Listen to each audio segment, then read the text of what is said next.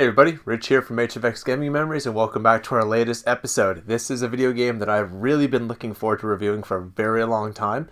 Back in the day, it seemed like if they could make a video game of something, they were going to do it. Whether it be a movie or TV show or even fast food franchise. We had games like Yo Noid, we had Spot, Chester Cheetah. It seems like anything could make a spin-off. You had a lot of video games designed for kids based off rated R franchises like Platoon and Rambo. So it was only a matter of time before McDonald's decided to get into the video game industry. And yes, I'm talking about M.C Kids. I feel like this is a game that gets a lot of negativity just because of earlier internet reviews, but yet when I went out and talked to people about this game, it was fairly favorable. Everyone seemed to remember enjoying the game. They loved the music, they loved the colors, they loved the gameplay, so I thought, let's do an episode about M.C Kids.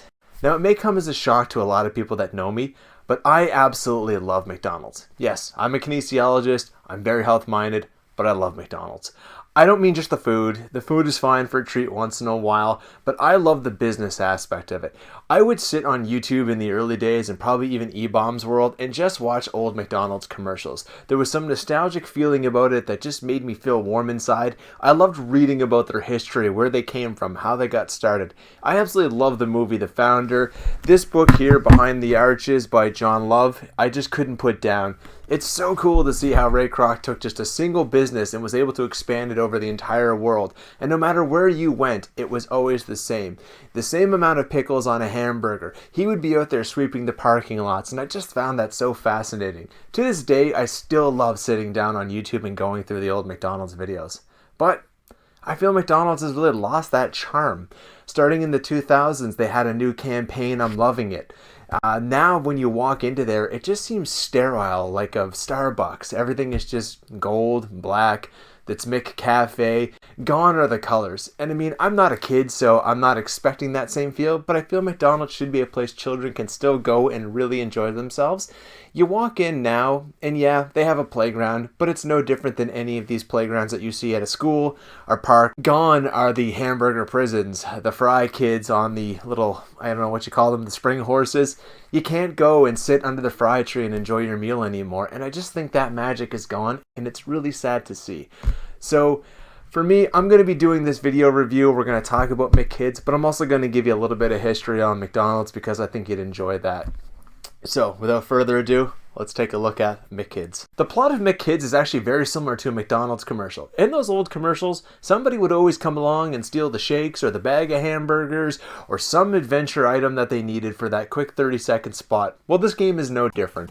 The Hamburglar has decided to steal Ronald McDonald's magic bag of tricks, and it's up for you to get him back. So essentially, you're going to be putting in work for every single one of those McDonald's characters trying to track down the Hamburglar. The game has an overworld map. From here you can select what level you want to play. You actually just have to run from one end of the level to beat them, and then you can bypass it. However, that's not the goal of the game. Each level requires you to obtain a certain amount of cards based on what the character says for you. In level 1, you actually are working for Ronald McDonald. For those of you unfamiliar with Ronald McDonald's origin, he was actually created in 1963 for the DC market for McDonald's, and he was played by weatherman Willard C. Scott. I am, kids. Hey, isn't watching TV fun? Especially when you got delicious McDonald's hamburgers. For the first level, Ronald actually requests that you only obtain 4 of his cards in order to progress to level 2. So the good thing is that there's 6 levels. Really, the first world is just there to give you a basic introduction to the game, what you're doing. So this is where you're going to learn how to use blocks to use as weapons. You can grab special blocks and hit these outline ones to make another platform. There's boats in the first level that you can use to navigate water as well as use as a weapon. You can pick them up, take them with you. There are some levels where that's actually really important to do so. From here, you're also going to get an opportunity to collect a lot of the golden arches. After you collect 100 golden arches, you're going to open yourself up to this bonus level. You can see how each of these platforms changes color, and you need to be on the arrow that's pointing up. You're going to traverse back and forth to get to the top. So this is where it's very different than Super Mario Bros., who just hand you a free life. Here you have to earn it. Even once you've gotten to the top, that's not the end of it. You have to go into one of these zippers. Once you're inside the zipper room, you actually need to go in, try to pick up the one up without falling directly down. You want to try to land on the one just below it so you can get as many free lives as possible. If for some other reason you want to change the character that you play as, there's also that option in here. Now you've beaten the first world, but you'll notice You actually don't have all of Ronald's cards. Yes, you have enough to go to level 2, but Ronald's face is still covered. Well, that's what makes this game very difficult. The cards are not linear in nature. This means that cards for level 5 might be in level 1 and they're spread all around the world. You might actually have a level that has 2 cards, an actual card for a character or a secret bonus card. The hamburger cards are actually spread out through the entire game, so this means you might get to the end and require a certain amount of cards and miss them back in level 1. The trouble is, once you've beaten that level, it actually says that it's clear. You don't know if you've missed the card. So it can make a lot of back and forth, and that's one of the more frustrating parts of this game. It's a long game to begin with, no save points, no passwords, and trying to find all these cards can be very frustrating on your first time through the game. Now that you've completed Ronald's level, he opens up a path to Birdie's treehouse. Birdie was introduced in the 1980s as an expansion for their breakfast menu. She was Birdie the early bird, so that makes sense. The treehouse levels are very difficult. Well, they're not overly complicated, but they're definitely harder than the first world, and it's a taste of things to come. One thing to note is that in the first level, there's actually a Hamburglar card. Overall, 3 of the Hamburglar cards are in other characters' levels, so you really need to take your time exploring. This is where going into those clouds, looking for secret pathways, are really where you should be spending a lot of your time when playing this one. The Ice Cavern was one of the harder levels. Getting the standard card really wasn't that difficult. I used an emulator just because I wanted to show you how many times it took me to get this item. I could not get over how many times I missed this jump. So you have to slide down here, push over, and jump at the exact second to launch across this. If you screw it up even a little bit, what's going to happen is you're going to land on the ending level cut. So the rope, whatever you want to call it, and have to start all over again. It took me about 20 times using save states just to get this. I can't imagine playing this level 20 times just trying to get that card. Once you've collected the appropriate amount of cards for Birdie, she's going to open up a path to Grimace's Highlands. Now, Grimace is one of the more interesting characters from the McDonald's universe, and the reason for this is, in 1971, he was introduced as a villain. He was known as Evil Grimace and had 4 arms similar to Goro. The idea behind the 4 arms was to steal those new frosty chocolate shakes. Well, the thing about that is it scared children, so they decided to put him back to just 2 arms and kind of make him a dullard, so he was kind of Ronald McDonald's sort of slow, dumb friend, kind of like Moose on the Archie comics, and he was one of the good guys. Here, he still displays that kind of stupidness where he says duh a lot. It really does feel very comic-y. The good news is he says you only need 3 cards and he's going to make you a path to the next level. Well, he's technically lying, because when you go and get 3 cards out of all these levels and take them back to him, he says, great. Well, I think I saw the Hamburglar go this way, now I'm going to give you a path to the lake. So he's just building you another path in his own level. So that really threw me off, but whatever. It's a hard level. It's fun. Similar to Mario 3, there's actually places in this game where you have to stand on a platform and it will drop down. Normally this means death. However, there are times when you actually fall down and it means finding a secret card. One of the harder cards to find in this level is actually in Lumberjack Lane. You actually have to drop down on the 3rd tree. Every other tree will actually kill you, but the 3rd one, that's where the card is. Now, the only way to find that out is by repeated jumping and hopefully you get lucky. So again, there's a lot of unnecessary exploration in this, which wouldn't be so bad if that didn't lead to death every time.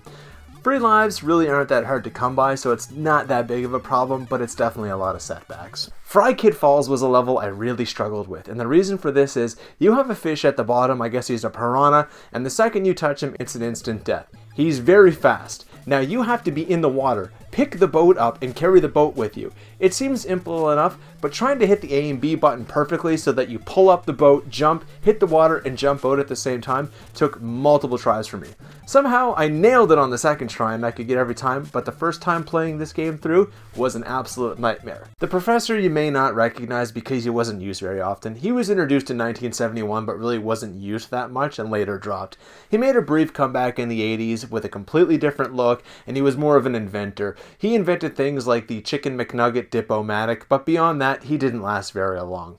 When you meet the professor in the game, he tells you he's going to take you to the moon, but in order to do that, you need to collect 5 cards. The good thing is, if you've done the game properly, you've already got 2 of those cards, which leaves 3 to be found. Right away you can see that this level is going to involve a lot of backtracking because the zipper, where the card is right at the start of the level. So be prepared to do some backtracking. The other point about this level is that there are blue and orange columns, and I could never remember which one I'm able to stand on, which led to a lot of unnecessary deaths. Maybe I was just playing this game way too late in the day and probably should have had a little bit more focus when I took on this level. We finally reached the moon, and here we are with Cosmic. Now, Cosmic was a character who really was not designed to actually sell any specific product like the other characters. He was just an alien who in the commercials would come down to McDonald Land on a trade mission. So often he would just make wacky trades with Ronald McDonald, and then in the end Ronald would trade him with some hamburgers to get all of their stuff back. Not overly memorable. I think I remember the character more from the video game than the actual commercial.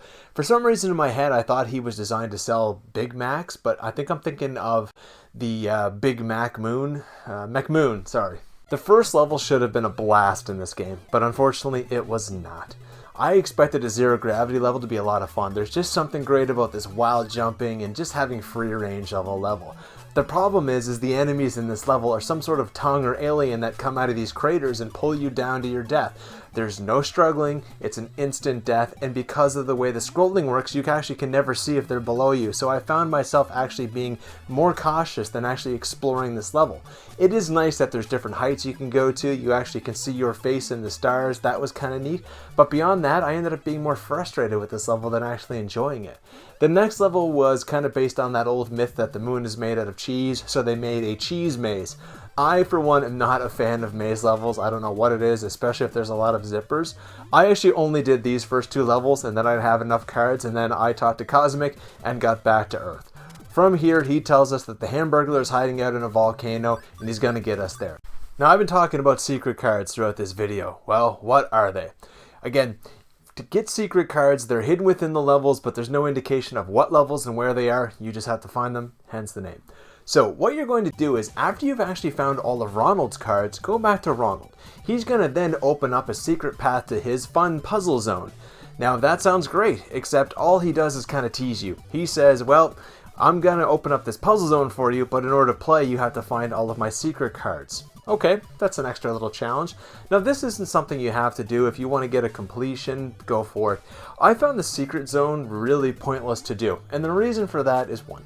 There are 3 levels with no enemies. They're just really complex platforming. There's a lot of back and forth. There's a ton of these switches that if you hit will knock you all the way back to the start. There is precision jumping. Now there's only 3 levels, so you can just go through and beat them, say you did it. However, if you actually beat them and collect every single McDonald's arch, you now have unlimited lives. Now, Ronald will say it's 99 lives, and then every time you actually get down, I think to 89, he comes back and refills your lives. So that sounds great if it was given to you at the start of the game. The problem is the very final secret card is in the second last level of the game. And the last level of the game isn't that difficult. So it would have been really helpful to have these before the final level when you actually die a lot. Instead, they keep it right until the end of the game. I'm not really sure why they did that, what was the point. I would have loved to have this maybe midway, if not 3/4 way through the game, just to make the end of the game a little less stressful. So I actually didn't even bother finishing the puzzle levels. I tried them, they're difficult. If you're looking for a little bit of a challenge in terms of platforming, go for it. If not, I would say not even to worry about the secret cards and just focus on getting the actual McDonald Land character cards and beating the game. Now comes the hard part of the game, the dreaded fire lava level that every video game in the 90s and 80s had to have. So you've finally caught up with the Hamburglar and it's time to duke it out. Well, that battle actually never happens. Turns out the magic bag has gotten away from the Hamburglar and now you have to go battle it out with the bag. This, as a kid, is as far as I could get in this game. These levels are notoriously difficult, which is why I said I wish the secret world came before this, because I could definitely use those extra lives. The first level has a series of these conveyor belts that you have to run on and make absolute precision jumps. I can't tell you how difficult this is. You just have to hope that you're going in the right direction, facing the right direction, and push the right button at the exact time, otherwise you are plummeting to your death. Throughout this entire world, there are scenes when a lava will just come up behind you and start chasing you. The thing is, you have to have a head start on this lava because it actually does move faster than you. It's not like an Indiana Jones thing where you're just one step ahead of it and if you screw up it gets you, it's going to get you. The final battle really threw me off with the magic bag because I thought it was kind of like Mario 2 where you take on Toad and you just had to pick up these blocks and throw them at him. Well, it turns out that throughout this entire game, there's weapons in the background. In the snow levels, you can actually pick up snowballs on these mounds of snow. The same thing goes for here. You actually just go up to these rock piles, pick up rocks, and throw them at the 3 various forms that the magic bag turns into, and then that's the end of the game. So I've actually never beaten this game until right now, and I'll tell you, the game was a lot of fun to play. I think it gets a lot of negative feedback just because of the length, and the difficulty, and the lack of password system. But even if you just go in and play the first level, the music is great, the platforming is great, the game is really unique in its way, and let's not forget again, 8 months development with 4 people. And if you love McDonald's, you're gonna love this game. Now, another thing about this game I didn't mention at the beginning is that maybe you want some more M.C Kids. Well, it turns out there is a McDonald Land game for Game Boy, which is a port of it. It's not the exact game, but the gameplay is very similar to it.